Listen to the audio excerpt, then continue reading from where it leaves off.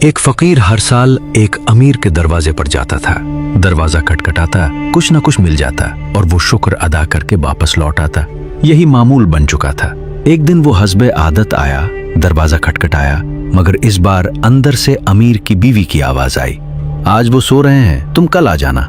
फकीर खामोशी से लौट गया, मगर उसके दिल में एक अजीब सी बात अटक गई। वो चलते चलते सोचने लगा, मैं किसके दर पर आता रहा, एक ऐसे के पास जो सो जाता है, जिस तक मेरी आवाज भी ना पहुंचे। इसी लम्हे उसके दिल में एक नया ख्याल पैदा हुआ, आज मैं उसके पास जाऊंगा जो कभी नहीं सोता। वो सीधा मस्जिद की तरफ चल पड़ा। मस्जिद में दाखिल हुआ तो दिल में वो अजब सुकून था।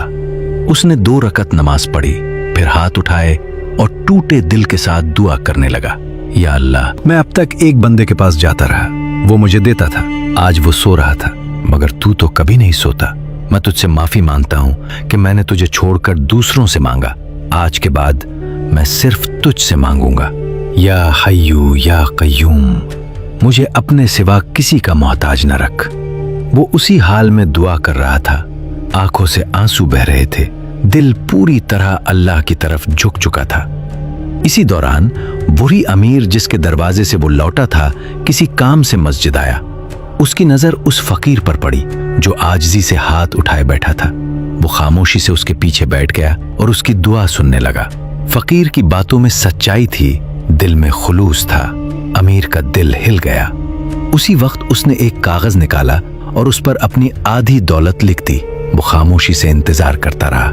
जब फकीर ने दुआ खत्म की और हाथ नीचे किए तो अमीर ने वो कागज उसके हाथ में दे दिया। फकीर हैरान रह गया, ये क्या है? अमीर ने नरमी से कहा, ये मेरी आधी दौलत है, तुम उस रब से मांग रहे थे जिसने मुझे दिया है।